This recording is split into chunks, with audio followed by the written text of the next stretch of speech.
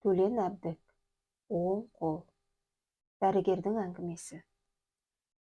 Біздің психиатриялық аурухана қаланың батыс жағында, ернеуіне тас қалаған шағын өзеннің жиегінде болатын. Аурухана ескі еді.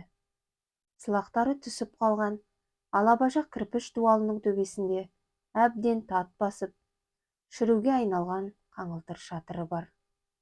Маңайда машина жүретін көше болмағандықтан, төңірек ертелі-кеш құлаққа ұрғандай тып-тыныш болып тұрады.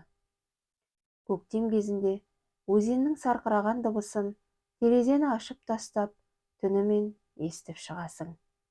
Тау жақтан жел соққанда, арғы беттегі бақшадан жемістердің қышқылтым иісі мұрынға келеді. Жаз шыға, бала-шағаларымен күнге қыздырынуға келген қала халқы жағаға сыймай кетеді. Жалпы аурухана үйінің ескілігі болмаса, тұрған жері психика дертіне шалдыққандар үшін таптырмайтын орын. Сенбі күндері аулада туған туысқандарымен бірге қыдырып жүрген ауруларға ашық терезеден жалықпастан қарап отырар едім. Олардың науқастан азап шеккен жадау жүздері, былайғы жұртқа қорқынышты болып көрінетін оғаш қылықтары, сөйлеген сөздері жаныма соншалықты ыстық. Мен оларды жанымдай жақсы көремін. Иә, жақсы көремін. Олардың ешкімге ешқандай зияны жоқ. Егер дүниедегі бар зиянкестікті тексерер болсақ, солардың бәрін жындылар емес, сау адамдар жасаған ғой. Біз тәні ауыратындарға аяушылық білдіріп, оларды жақсы көре түсеміз. Ал жанның дертіне шалдыққандарды көргенде көкейімізде әйтеуір өзіміздің аман екенімізге шүкіршілік білдіретін қаскөй қуаныш тұрады. Ғарыпты аясаңыз, ақыл естен айырылғандарды аяңыз, соларды сүйіңіз. Мен сізді бір сенбіде алып барып, аурухана ішін аралатайын. Асықпай, әрқайсысымен жеке-жеке әңгімелесіп көріңізші. Сөзсіз жақсы көріп кетесіз. Мен тіпті бақылау палатасындағы ең қауіпті аурулармен бірге ұйықтауға әзірмін. Қорқынышты дейсіз бе? Қорқыныш деген не тәйірі? Жақсы көру жетіспейді. Жақсы көру арқылы бәрін жеңуге болады. Мен сонда істеген біраз жылдың ішінде неше түрлі жайттарды басымнан кештім. Дерт көп, денсаулық біреу, депті ғой бір халық. Не көп, аурудың түрі көп, бірақ солардың ішінде бір оқиға есімде айрықша қалды. Март айының аяқ кезінде бізге жасы 17-лер шамасындағы бір қыз түсті. Қабылдау үстінде ата-анасы қыздың өзін-өзі бірнеше рет қылғындырып, өлтірмек болғанын айтты. Маңындағылардың араласуымен аман қалған. Ал қыздың өзі мүлде басқаша баяндайды. Ол, маған қастандық жасаған мынау, бұл менікі емес. Мүлде бөтен қол, мені өлтіргісі келіп жүр, деп өзінің оң қолын көрсетеді. Бізде мұны ішкі тұлғаның екіге жарылуы деп атайды. Психопатологияның бір түрі. Яғни, бір дененің ішінде екі түрлі жан иесінің кезектесіп, не қатар өмір сүруі. Мұның бәрі мидың шешілмей жатқан жұмбақтары ғой. Шешесі қызының киімдерін ұстап тұрып, ұзақ жылады. Қызды шомылдырып, аурухананың халатын кигізіп, бірден бақылау палатасына жібердік. Аты Алма екен. Қыз өте сұлу еді. Шашы иығына түскен, бұйралау кекілі бар, қатты азап шеккеннен екі қабағының арасына жалғыз сызық тік әжім түскен. Бірақ бой басы таза, өзін өзі күте алатын секілді. Біздің бөлімшеге келгеннен кейін мен Алманы жеке бақылауға алдым. Тұйық, ешкімге қосылмайды, үнемі қорқыныш үстінде жүретіні көрініп тұр. Бір ғажабы, қыздың жүріс-тұрысынан, сөзінен сырқат белгісі байқалмайды. Бірақ ұстамасы өте қатерлі екен. Оң қол шынында да өз бетінше ақылға сыймайтын әрекеттер жасайды. Оны ең алғаш кезекшілікте отырған түні көрдім. Сағат түнгі 3 шамасында ашық тұрған Алманың палатасынан шыңғырған дыбыс шықты. Әлдеқалай шылдырлаған телефонның трубкасын көтеруге үлгермей тұра жүгірдім. Мен палатаға кіргенде Алма кереуетте жатыр екен. Оң қолы кеңірдегін тас қылып қысып алған. Сол қолымен жанталасып айырмақ болды. Сестра екеуміз оң қолға қатар жармастық. Қолын қайырып, кереуеттің астына апарғанда, түрі көк пеңбек болып кеткен Алма көзін ашты. Тұла бойы қалшылдап, көпке шейін өзіне өзі келе алмады. Мен қолынан, бетінен сипап, үрейін басуға тырыстым. Ештеңе етпейді, Алма, қазір бәрі де басылады, дедім көзіне түскен шашын кейін қайырып. Бұндай әрекеттер жүйкенің шаршауына байланысты бола беретін құбылыс. Сен қорықпа, неге сонша дірілдейсің? Ештеңе де болмайды. Қане, сабыр ет, мен сенің жаныңда әлі ұзақ отырамын. Көзімнің қырымен оң қолға қарадым. Тағы бір әрекетке дайындалып жатқандай, кереует астында біз қайырып қойған жерде қимылсыз жатыр. Сабыр ет. Білдің бе? Ертең жазылып шыққаннан кейін бізді туған күніңе шақырасың. Туған күнің қашан? Сентябрь? Сентябрь айы жемістің піскен шағы. Біз сенің туған күніңде мас болғанша лимонад ішеміз. Алманың түрінен көгерген түс кете бастады. Тұра тұр, терлеп кеттің, сүртейін. Мінеки, осылай. Әлде мен саған ертек айтып берейін бе? Алма болмашы жымиды. Қалайсың? Алма басын изеді. Содан кейін үрейленіп, өзінің оң қолына қарады. Қорықпа дедім. Тағы да бір қалыпты, баяу дауыспен. Бұл сенің өз қолың. Жоқ, деп баж ете қалды Алма.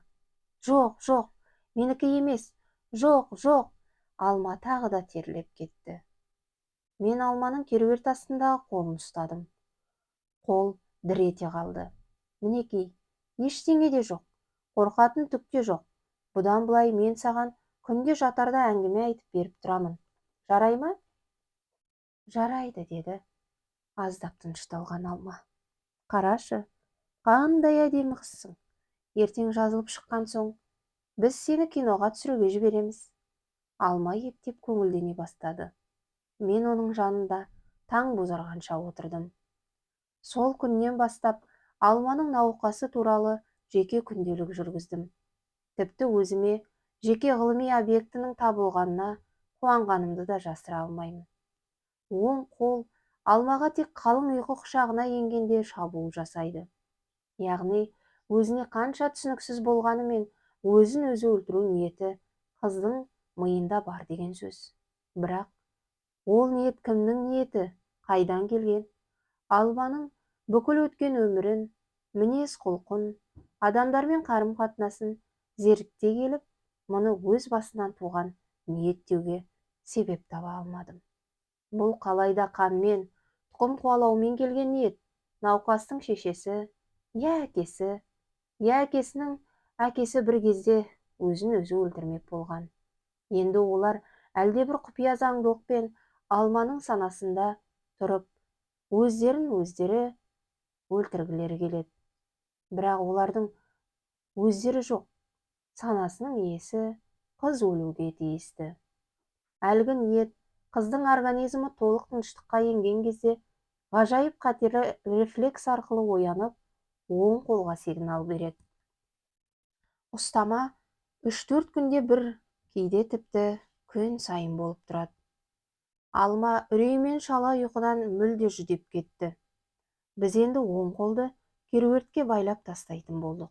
Бұл алғашқы кезде жақсы нәтиже берді.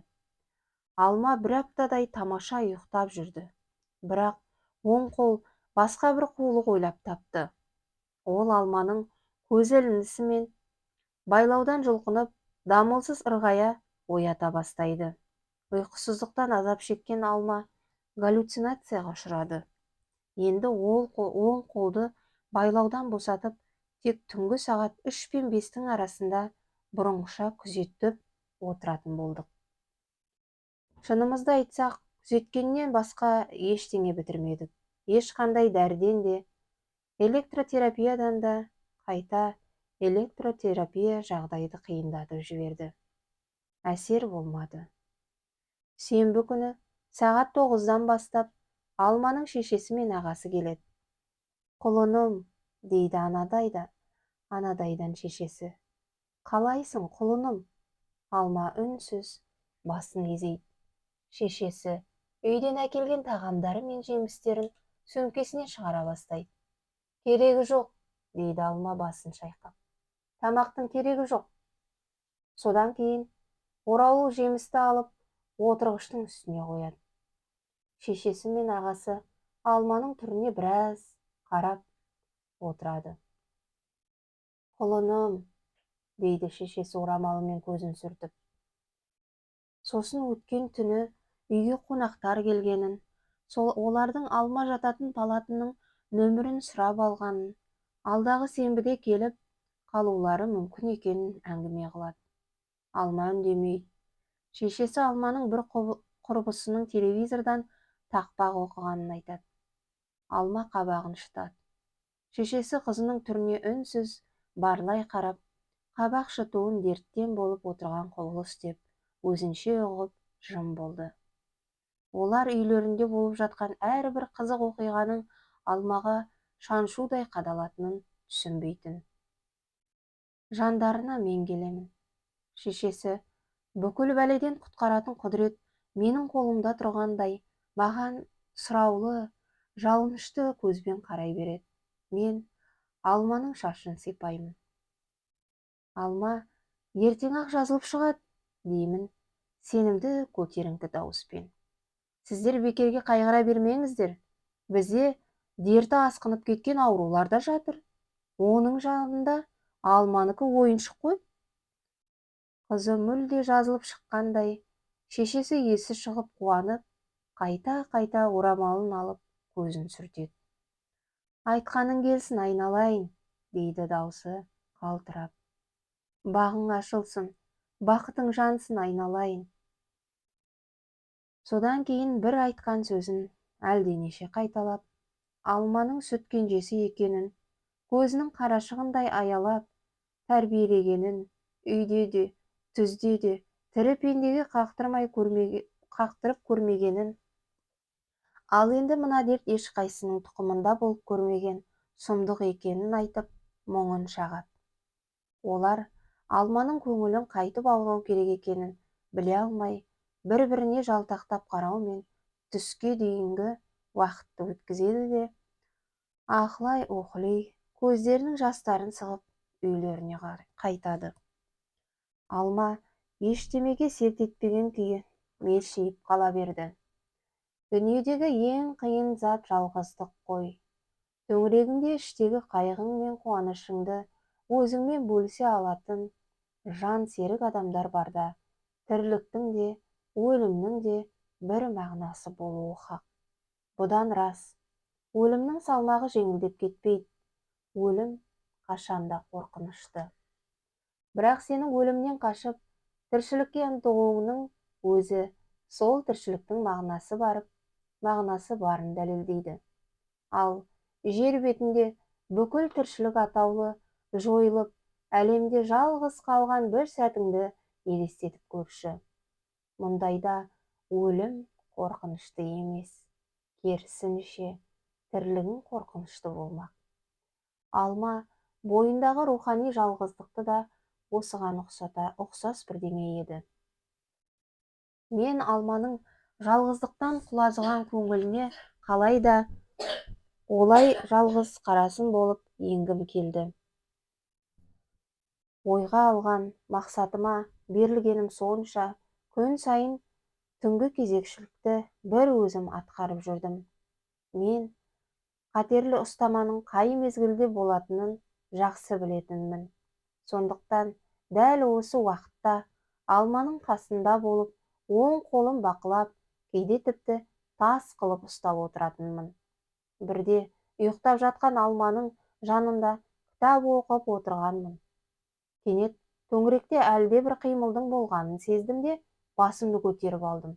Сол кезде мен оң қолдың кеуде бойымен алқымға қарай жылан секілді ақырын жылжып бара жатқанын көрдім. Бұл шынында да өте қорқынышты көрініс еді. Алманы оятып алмауға тырысып, барынша еппен қолды қыса ұстап керуетке бастым. Қол бір-екі жұлқынды да қайтып қарсыласпады.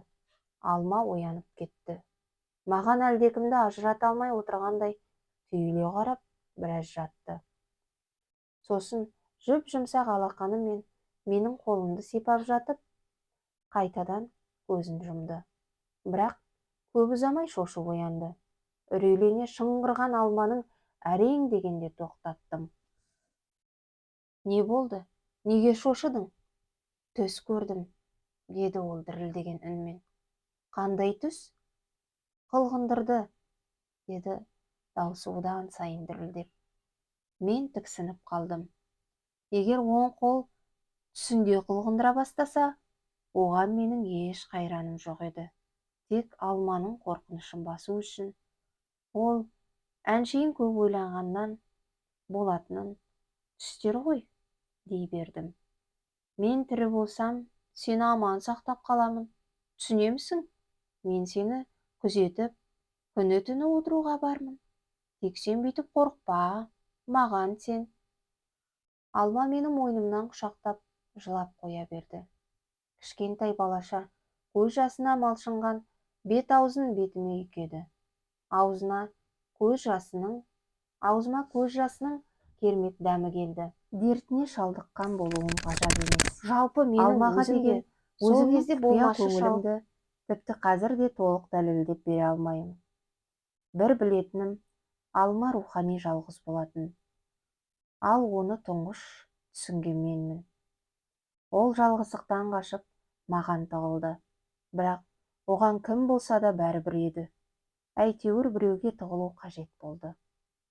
Мен Алманың оң қолын алақаныма салып, сәби еріндері түріліп, ұйықтап жатқан түріне қалғып-шұлғып қарап отыруға әбден дағдыланып алдым. Менің күн сайын өз еркіммен түнгі кезекшілікте қалып, диванға жатып, көз шырымымды алып жүргенімді жұрт өзінше ұқты. Ақыры жолдастарымның арасында мен туралы ешкімге айтпай кандидаттық диссертация жазып жүр деген лақап тарап кетті. Тегінде өзі емдеп жүрген жындылардың біреуімен құпиялас, сырлас екен деген ойға ешқайсының батылы жетпеген болу керек. Мен бір рет түнгі кезекшілікке бара алмай қалдым. Келесі күні Алма сол қолымен білегімнен сипап отырып: «Сіз болмасаңыз, мен әлде қашан өліп қалар едім», деді сыбырлап. «Сіз неге келмедіңіз? Түнде қатты приступ болды. Кешір, келе алмадым. Сіз ылғи кешкілік менің жанымда боласыз. Қашан қыдырасыз?» Алма халатының түймесін шұқылай бастады. «Қызыңыз бар шығар? Сізге қыдыру керек қой». Оның бұл сөзі маған мүлде ұнамады. «Менің қызым жоқ, сондықтан маған кешке ешқайда қыдырмаймын», дедім бетіне тура қарап. Алманың жүзінен бұрынғы айықпас азап белгісі жоғалып, әлдеқалай өзімшіл шаттық, еркіндік, адамды имендіретін тергеуші көзқарас пайда болыпты. Мен дәл осы көзқарасты, кімнен екені белгісіз, бірақ дәл осы көзқарасты көптен күтіп жүргенімді сездім. «Кеше бір ұлы ақынның кітабын оқыдым», деді Алма бас жағында тумбочкаға қарап. «Кітап сол тумбочканың ішінде болу керек. Содан кейін жасөспірімдерге тән аңқаулықпен тебірене, соның ішінде «Дауыл» деген өлең бар екен», деді кәдімгідей қатуланып. «Кеменің діңгегі қирап, үрулі сынған, желкені жыртылған, көкжиекке батып бара жатқан күнмен бірге кеме де теңізге батып барады. Жұрттың бәрі жанталасып, өлім дұғасын оқуда. Әркім өзінің жақын көретін адамдарымен қоштасып, құшақтасып жатыр. Тек бір адам ғана өлімнен қорқуды да, қашуды да ойламайды. Ол тек шіркін. Осындай өлер сәтте құшақтасып, қоштасатын адамның болғаны қандай бақыт, дейді ішінен күбірлеп. Алма өзімен бірге менің де таңғалғанымды тілеп бетіме қарады. Қараңызшы, өлім аузында тұрған ең бақытты жандар да енді біреу үшін соншалық бақытты болып көрінеді. Өйткені олардың өлер сәтте қоштасатын жақындары бар. Сіз мені түсініп тұрсыз ба? Мен үндемедім. Алманың осынша сап-сау адамша сөйлеген сөздері менің зәремді ұшырды. Көмектесіңізші, деді ол кенет жалынышты үнмен. Сыртқа шығып, көшемен жүргім келеді, қыдырғым келеді. Не дерімді білмедім. Өйткені ол менен дәрігерлік көмек сұрап тұрған жоқ еді. Рас, психиатриялық ауруханада жатқан адамдарда мұндай тілектер көп болады, бірақ оларға айтатын жауабымды Алмаға айта алмас едім. Бәрібір қайтып келем ғой, деді Алма тағы да білегімді сипап. Жарайды, ойланайын деп қалдым. Осы сөзден ақ өзімнің тұзаққа ілінуге таяп қалғанымды білдім. Алманың үмітпен жалынышты қараған көздеріне көзім түскенде, тұзақ мойнына бір жолата іліккен еді. Осы сәтте мені таңғажайып бір тәуекел сезім биледі. Аяғыңа нешінші размер киесің? Дедім өз сөзіме өзім онша мән бермеген болып. 36, көйлектен 46, деді Алма таңырқай түсіп. Мен сол күнгі жұмысты да, түнгі кезекшілікті де қалың ойдың құшағында жүріп өткіздім. Шынында да менің бұл ойымды дені сау адамның ойы деп айту қиын еді. Алайда көз алдыма өз қиялымнан туған суреттерге құныққаным сонша, бұл пиғылымның дұрыс бұрысын талдауға тіпті уақытым болған жоқ. Алманы түнде қалаға алып шығып қыдыртатынымды, оның қалай мәз болып қуанатынын көз алдыма елестеткенде, сол қуаныш өз бойыма тарағандай жүрегім өрекпіп басылмай қойды. Мен тірі жанға тіс жаруға болмайтын өз құпияма өзім елтіп есім кетті. Ұйқыдан түс кезінде оянып, апыл-ғұпыл шайымды ішіп, магазин аралауға шықтым. Бірінші барған аяқ киім магазинінен сатушы әйелдің ақылымен 36 размерлі үстінде доғасы бар ақ туфли алдым. Одан көйлек сататын магазиндерді жағалап ұзақ жүрдім. Көйлектерді қараған кезде жақсысын табуға тырысып, жанымды салғаным сонша борша болып теріліп кеттім. Жақсы мен жаманды айыру тап мен ойлағандай оп-оңай нәрсе болмай шықты. Ұстаған көйлектерімді ойша қалаған адамыма кигізіп, көз алдыма елестетуге суреткерлік қабілетім жетпеді. Ақыры шеткері магазиндердің бірінде әйелдер көйлегіне тұрған қалың кезектің үстінен түстім. Бұл бір сырмасы желкесіне салынған, етегі делдиіңкі, көкшіл түсті, жылтыраған шетелдік көйлек екен. Тұрған елдің көптігіне қарап, жаман болмас деп ойладым. Бірақ мен жете бергенде көйлек бітіп қалды. Шашын қап-қара қылып бояп алған, ұлты белгісіз, ажарлы сатушы әйел қанша жалынсам да бітіп қалдыдан басқа сөз айтпады. Сонда да табиғатымда жоқ бір өлермендікпен сатушының қыр соңынан қалмадым. Ертең үйлену тойым еді, тойға арнап көйлек тіктіре алмай қалдық. Ендігі үмітім осы ғана деп зуылдатқан кезімде өзімді өзім танымай қалдым. Өлермендіктің пайдасы тиді. Халықтың бәрі тарап біткенде үстіне 5 сом қосып, сатушыдан 46 размерлі бір көйлек алдым. Қас қарая сатып алған заттарымды Өзімнің күнге киетін қара көзілдірігімді сумкама салып ауруханаға келдім. Неге боссың? Ауырып тұрған жоқсың ба? Деді бірінші көрген сестра. Жоқ, әншейін болар. Тыныштық па? Дедім қызмет бабында сөйлеген түр білдіріп. Тыныштық? Мен ауруларға рецепт жазылған кітапшаны аударып отырып, көзімнің қырымен сестраны аңдудамын. Сестра шымылдықпен қоршалған процедура кабинетіне кіргенде, сумкамды ала сала жүгіре басып, Алманың бөлмесіне кіріп кеттім. Алма төсегінде кітап оқып отыр екен. Менің түріме үрейлене әрі таңырқай қарады. Мә, тез киін дедім, сумканы алдына тастай беріп. Мен 3 рет қатты жөтелгенде бөлмеңнен шық та төмен түсе бер. Ұқтың ба? Тез! Мен бөлмеден жылдам шығып, орныма келіп, бұрынғыша рецепт кітапшасын алып, бет алды ақтара бастадым. Сағатыма қарап қоямын. Неше минутта киініп болуы мүмкін, деймін ішімнен дегбірсізденіп. 2 туфли, 1-2 көйлек, 3-4-5 жарайды. 6 көзілдірік, 7 бітті ғой. Киініп болды ғой. Жарайды, тағы азғантай уақыт. 1-2-5 минут өтті. Мен процедура кабинетіне кірдім. Сестра ине қайнатып тұр екен. Барымша қатты 3 рет жөтелдім. Сестра таңғалып, бетіме бажырая қарады. Апай, дедім жанына тақай түсіп. Бір үлкен шаруам болып тұр. Қызыма барушы едім. 2-3 сағатта ораламын. Аяқ астынан ештеңе бола қоймас. Алманың есігін ашпаңыз.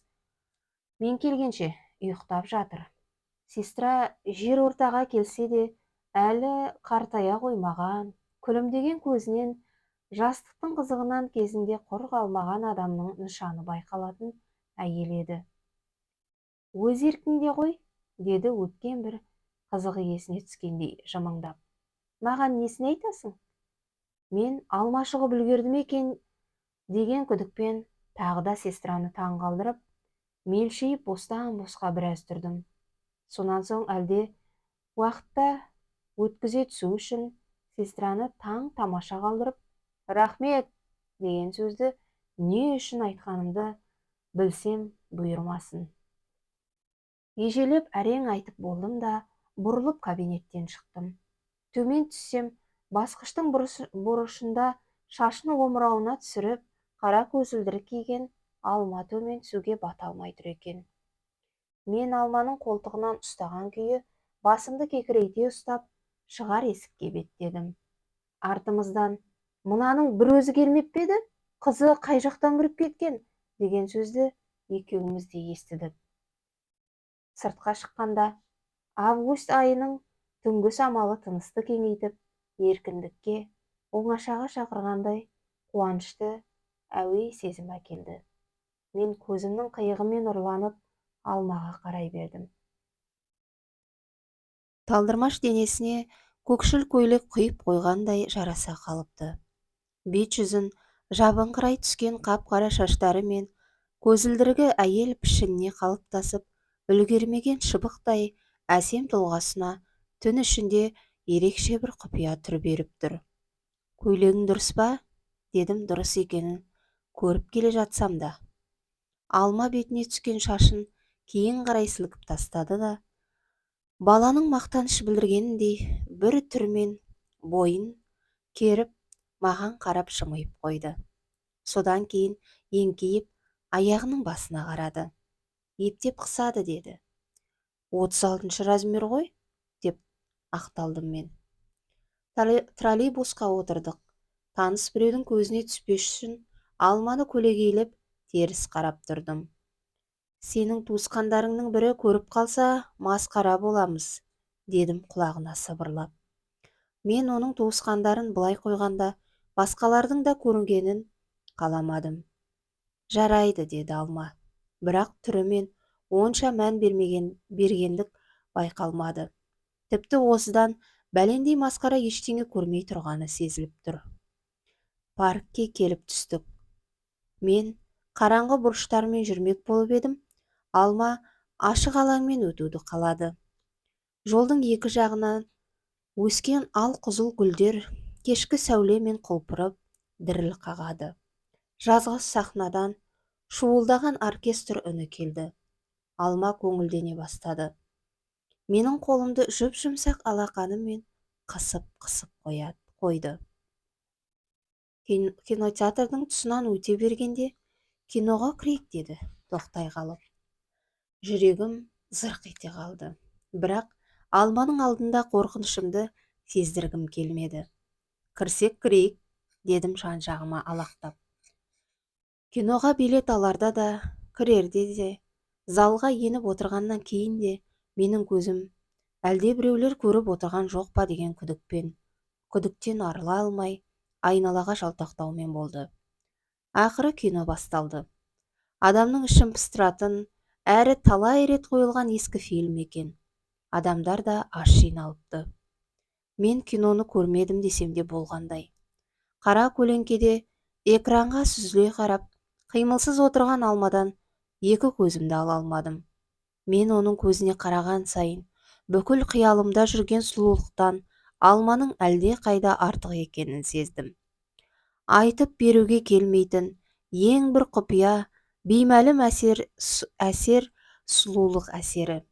Біз өзіміздің бүкіл моралімізді адамның тән сұлулығынан жан сұлулығын жоғары қоюға негіздесек те, өмірде сол тән сұлулығымен бетпе-бет келіп қалған кезде өзіміздің әлгі қағидамызды қалай бұзып кеткенімізді білмей қаламыз.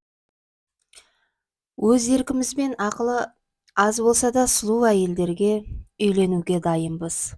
Бірақ ақылға бай, көріксіз әйелдерге жолағымыз келмейді. Санамызды жабайы инстинкт секілді бір әуей күш жеңіп кетеді. Біз ең осал жерінен қолға түсіп, тырп ете алмай қалған аңға ұқсаймыз. Ендеше сұлулықтың әлі де зерттелмеген, немесе біле тұрып айтқымыз келмейтін бір сырлары болуы мүмкін. Мен алманың тізесінің үстінде тұрған қолынан, сол қолынан ұстадым. Жүрексінгеннен алақаным терлеп кетті. Алма жымиып, қолымды құп-құрғақ, жұп-жұмсақ алақанымен қысып қойды да, менің түрімде кісі таңғаларлық бірдеңе бардай, баданадай көздерін кең ашып, аңтарыла қарады. Кинодан шықтық. Алма көңілденіп сөйлей бастады.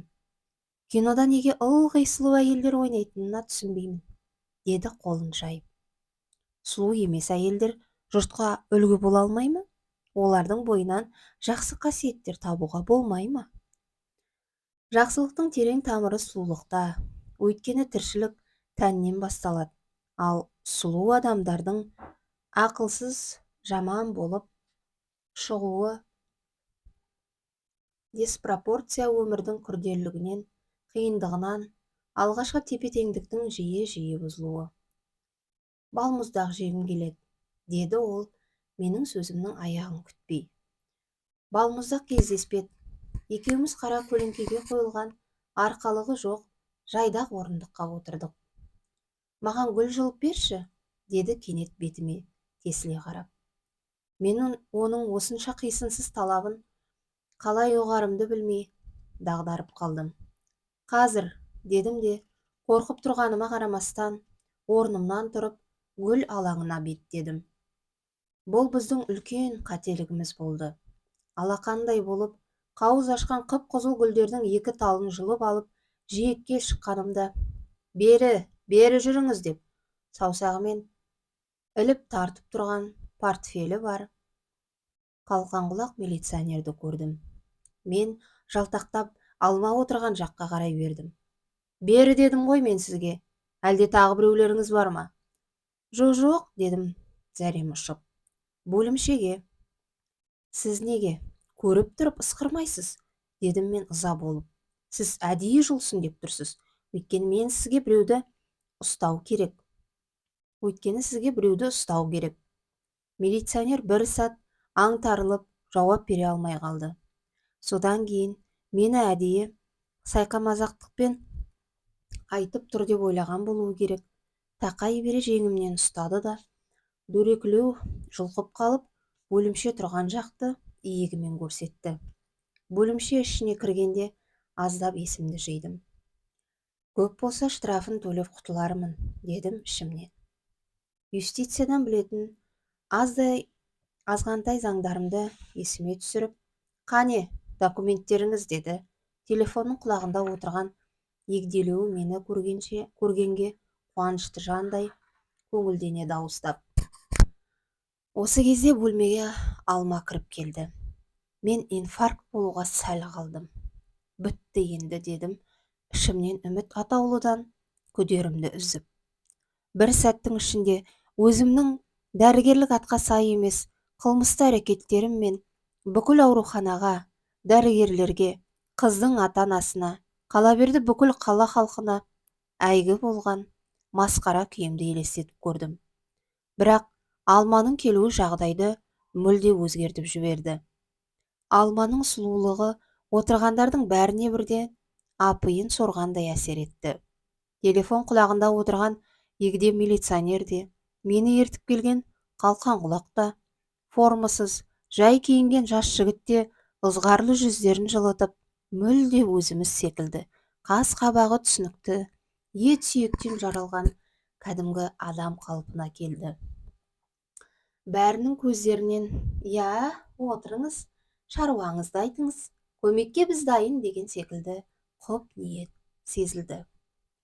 Алма өз үстемдігін жақсы сезінетін кәдімгі тәжірибелі сұлу бикештердей маңайына жымия көз тастап, менің қасыма келді де, қолымен шашымнан сипай ұстап, «Мен кінәлімін, ағай», деді милиционерге. Мен әдейі жұмсап едім, гүл жұлып бер деп.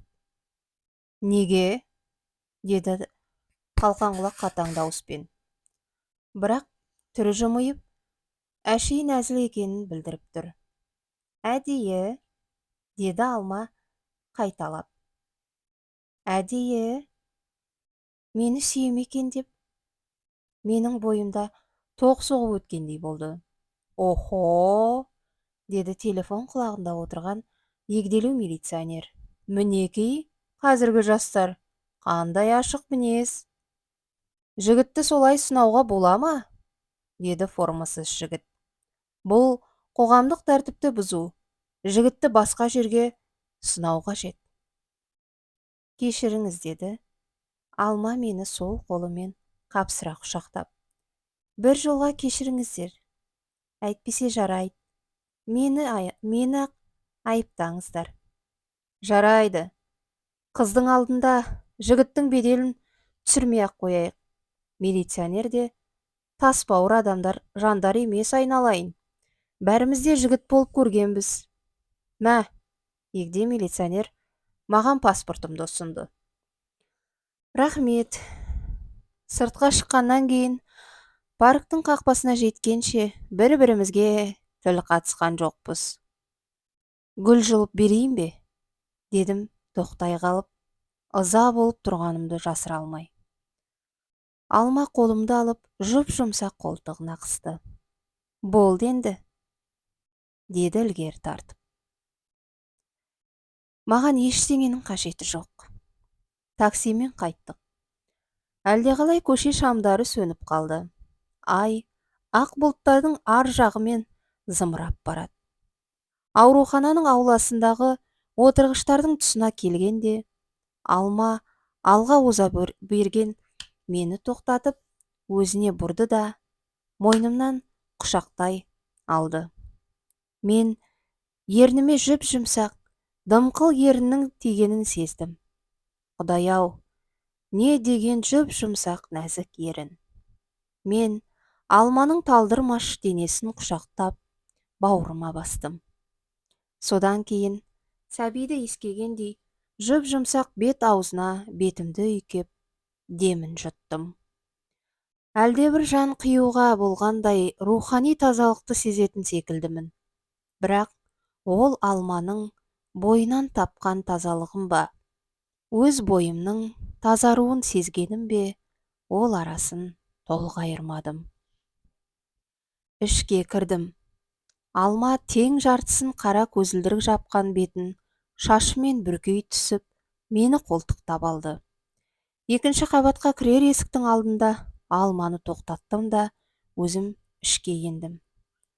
Сестра процедура кабинетінде жоқ екен. Кез, бөлмеңе бар деп сыбырладым Алмаға есікті қайта ашып. Алма бөлмесіне кіріп кетті. Іле сестра да келді. Сен бе едің? Деді маған жымиып. Өзгеріс жоқ па? Жоқ. Мен Алманың палатасында отырамын, дедім халатымды киіп жатып. Бүгін приступ болуы мүмкін. Сосын ғылыми күнделігімді алдым да сестраға көз қылып, түк байланысы жоқ, түсініксіз сөздермен толтыра бастадым. Сестра дәрігерлік жұмысқа жан тәнімен берілген менің қазіргі түріме сүйсіне қарады. Мен палатаға кіргенде Алма киімін ауыстырып, төсегіне жатып үлгерген екен.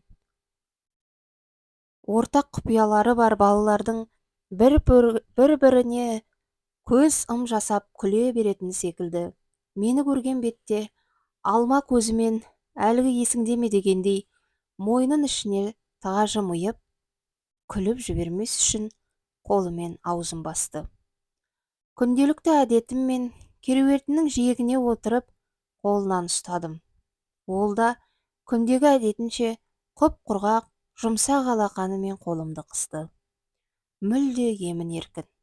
Мен оның көзқарасынан, бүкіл болмысынан ескен ғажайып жылы ағынды жаныммен сезіп балқып тұрдым.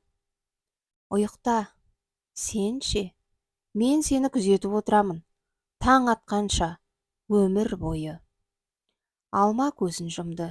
Дем алысының желігіне қарап, көңіліндегі толқуды сездім. Менің ойларым сан саққа бөлінді. Маған мынау өзім күнде көріп, көзқашты болған күнделікті тіршілік аяқ астынан өзгеріп кеткен секілді.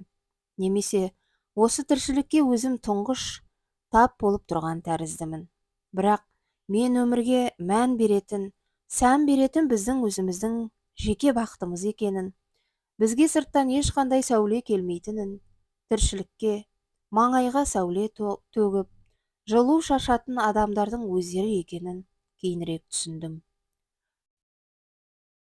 Өзімнің ішкі жан дүнием әдемі сәулелер шығара бастап еді, мені қоршаған бүкіл қауым, орта, тіршілік құлпырып сала берді.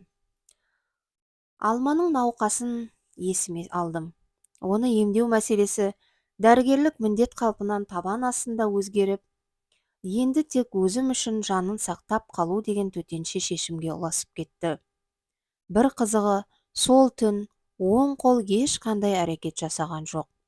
Алма менің көз алдымда жорта ұйықтап жатқандай, көзі сәл ашылған күйі таң атқанша тұрып кетпеді. Түстен кейін жұмысқа меңгеруші келді. Жасы 40-тарға келген, мінезі шадырлау, арық көсекісі болатын. Менің ұйқыдан қажыған түрімді көріп, немене, әлі күнге кезекшілікті ешкімге бермей жүрсің бе? Деді. Оның сөзі сұрақтан гөрі менің ісімді құптайтын ризашылық секілді бірдеңеге ұқсайды. Сондықтан мен «Сәлематсыз ба?» дегеннен басқа ештеңе айтпадым. Фанатизм жоқ жерде ұлылық та жоқ деп көсемсіді олды. Сізбен сөйлесетін маңызды бір шаруа болып тұр. Қандай шаруа? Айрықша бақылауымдағы Бірімжанова Алманың жағдайы өте ауыр. Тезірек Алма амал жасау керек. Қалай? Деді меңгеруші көздерін жыпылықтатып орындыққа отыра беріп. Қазір ауру кризис үстінде. Қызды қатерлі приступтан құтқару үшін оң қолдың саусақтарын, болмаса тіпті тұтастай өзін операциямен алып тастау қажет. Мен өзімнің бұл пікірімді меңгерушіге бұдан бұрында айтқан болатынмын. Сондықтан ол бұл ойдың өзіне жаңалық емес екенін білдіріп, кіржиіп жауап бермей біраз отырып. Ол былай ғой, дей бергенде, жоқ, дедім тағы да сол өзіме беймәлім өлермендікпен.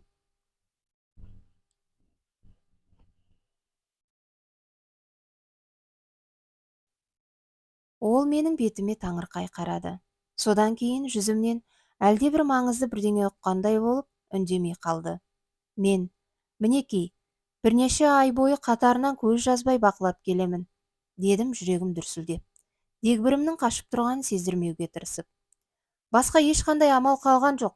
Егер олай жасамасақ, осы 2-3 күннің ішінде қыздың өзін өзі өлтіріп тынатынына кепіл боламын.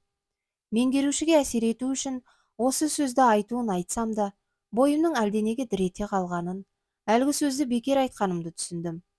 Кейде адам тағдырына кездейсоқ, қапияда санаңнан тыс айтылған сөздердің әміршілік ететіні бар ғой. Түсінемісіз? Басқа ешқандай амал жоқ. Меңгерушінің үндемей қалғанын, сөзімнің құлаққа кіре бастағанын сездім. Сіз операциядан кейін қызды құлан таза жазылып кетеді деп ойлайсыз ба? Деді маған көзінің қиығымен қарап. Мен олай деп үзілді кесілді айта алмаймын. Бірақ біз ең алдымен адамды бүгінгі ажалдан алып қалуымыз керек қой. Ертеңгісін содан кейін көреміз. Сіз маған сеніңіз, мен аурудың қасында күні-түні болып, азабын қатар көріп келе жатқан адаммын. Меңгерушінің кіржиген жүзі жұмсара бастады. Ата-анасының келісімінсіз бәрібір ештеңе істей алмаймыз, деді сонда да келісе қоймай. Ата-анасы емес, алдымен өзінің келісімі керек. Әрі-беріден соң қалай болса да жасау қажет, өйткені аурудың жағдайын олардан гөрі біз, соның ішінде мен жақсы білемін. Жарайды, деді меңгеруші маған тура қарап. Бірақ ертең обходта өзім қарап шығамын. Содан кейін кеңесейік. Жүрегім лүпілдеп қоя берді. Мен сол сәтте-ақ ертеңгі обходқа дейін операцияға алманы қалай көндірерімді, меңгерушінің алдында қалай болып көрініп, сұрақтарға қалай жауап беру керек екенін үйрететінімді елестетіп шықтым. Бірақ оған бұл жайды қазір айтқым келмеді. Түнгі ұйқысына кесел болар деп ойладым. Ертең ертеңгілік кіріп, бәрін түсіндірем. Аурулар тыныш мезгілден кейін сағат 5 шамасында сыртқа серуенге шықты. Мен алманы беседканың ішінде кітап оқып отырған жерінен таптым. Бетіме қарап күлді. Көзің қызарып кетіпті ғой. Әшейін ғой. Бар да ұйықта. Ештеңе етпейді. Ештеңе етпейді емес, ұйықтайсың. Сен неменің? Тілімді алмайсың ба? Мен алманың бетіне қарадым. Тағы да оның жанарынан ескен жанға жайлы, ғажайып жылы ағынды сезіп тұрмын. Неге алмайын? Дедім маңайдағыларға естірте күліп. Қашан алмадым? Ендіше бар да ұйықта, деді алма түсін қайтарып. Бүгін жақсымын, ештеңе етпейді. Үйіңе бар. Таңертең келесің ғой. Таңертең айтатын бір маңызды шаруа бар. Я, таңертең айтарсың. Мен алманың бөлмесіне барып, киім салынған сумкамды алдым. Кешкілік ұзақ уақыт ұйықтай алмадым. Меңгерушінің көне қалғанына таң қалдым. Өзін өзі өлтіріп тынатынына кепіл боламын деген сөз есіме түсті. Бәлкім, осы сөз әсер еткен болар. Әйтпесе, кесіп алса қан шықпайтын кесір адам ғой. Алманы алдымен оң қолының саусақтары жоқ күйінде, одан кейін тұтас бір қолы жоқ күйінде көз алдыма елестеттім. Түк те жоқ. Керемет сұлу. Қыстыгүні пальтосымен жүргенде тіпті білінбейді. Протез салдырамыз. Сол қолымен жазып үйренеді. Жоқ, тіпті ешқандай протез салдырмаймыз. Сол жалғыз қолымен ақ бүкіл халықтың көзінше көшеде жүруге болады. Оны жасыруға болмайды. Соңғы шешім өзіме қатты ұнады. Дәл солай жүру менің жүрегімді шынайы таза сезімге, жылылыққа бөлейтін секілді. Өмірдегі сәттілік өте сирек нәрсе. Ол жұрттың бәріне бірдей жете бермейді. Бірақ ең үлкен жалғыз сәттіліктен кейін қалған сәтсіздіктің бәріне де төзуге болады. Қиыншылықты жеңудің ең бір үлкен құралы төзім. Төзе білсең, барлық азап атаулының жүзі мұқалып, майырылып өтпей қалады.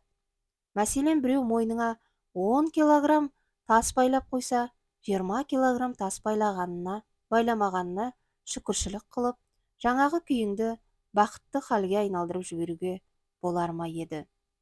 Әрине, болады. Сондықтан қазір қандай ауыр жағдайдан да әлгі жолмен құтылып кетуге болады.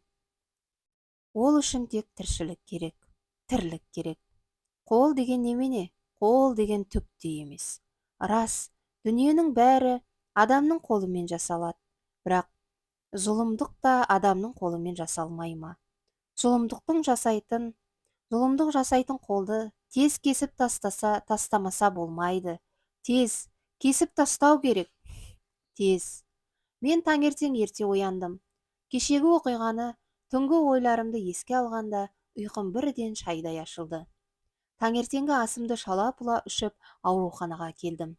Сыртқы қақпаның күзетшісі әлі ұйықтап жатқан болар деп ойлап, қағуға оқталып едім, бірақ ашық екен. Есік алдында әлдеқандай машина тұр. Ішке кіріп, екінші қабатқа көтерілгенде, қызметке менен де бұрын келген әлдекімдердің дабырласқан дауыстарын естідім. Мен шкафтан қалатымды алып кидім. Әлдеқандай меңгерушінің қарлыққан дауысы шығады. Бұл неге ерте келген? Шошып қалдым. Жоқ, түкте жоқ. Обходқа дейін бәрібір араламайды. Оған дейін үлгеремін ғой. Пердемен бөлінген кабинеттен сестра әйел шығып, телефонға жармасты. Мені көріп, басын изеді. Анда бардың ба? Деді телефон номерін айналдырып жатып. Қайда? Сестра менің бетіме таңырқай қарады да, трубкасын қоя салып, ана қыз өліп қалды ғой, деді ақырын ғана. Жүрегім аузыма тығылды. Демім бітіп, жағамды ағыттым. Әлгі сөзді естіген сәтте көңілімнің түкпірінде осы жаманатты білгендей, осылай боларын сезгендей бір түйсік пайда болды. Біліп ғой, осылай боларын сездім ғой, өзін өзі япырау өлтіріп тынатынына ұйып қалған шекемді ұстадым. Кепіл боламын, мен екем ғой өлтірген, мен ғой. Бөлменің ішіне қалай кіргенім есімде жоқ. 3-4 дәрігер бар екен. Төсекте шалқасынан жатқан алманы көрдім. Аузынан тілі шығып, көзінің қарашығы төңкеріліп кеткен. Түрінен қатты қиналғаны көрініп тұр. Жақындап келіп, білегін ұстадым. Суып кетіпті. Тамағында көк пеңбек қолдың ізі. Оң қолы кеудесінде жатыр. Өлгеннен кейін ажыратқан болу керек. Кепіл боламын, өлтіріп тынатыны. Айттым ба, дейді ғой біреу ішімнен. Айтқаным келді ме? Мен жылауға тырыстым, есірік күйде. Болды енді, холодильникке апару керек, дедім дауыстап. Не айтып тұрғаныма өзім түсінбей. Кешке өлікті ата-анасы алып кетті. Келесі күні жерлеуге қатынастым. Ол әңгімесін аяқтап, сигарет тұтатты. Сыра ішіңіз, дедім, ұзақ үнсіздіктен кейін. Сөзді басқа бірдемеге аударғым келді. Бірақ ауа райының ыстығынан да, газет бетіндегі саяси хабардан да, қарсы бетте отырған бикештердің түр сипатынан да әңгіме өрбімеді. Сырасы ескілеу екен, дедім, түсіп қалған этикеткінің жазуына үңіліп. Ол үндеген жоқ. Ашық кафе ішінде сыра іздеушілер қаптап кетті. Рұқсат етіңіз, деді даяшы қыз, лаң еткен шанышқы пышақтарды алдымызға қойып жатып. Содан кейін сыралардың аузын ашты. Мен өзімнің пышақ ұстап тұрған оң қолыма үрейлене қарадым.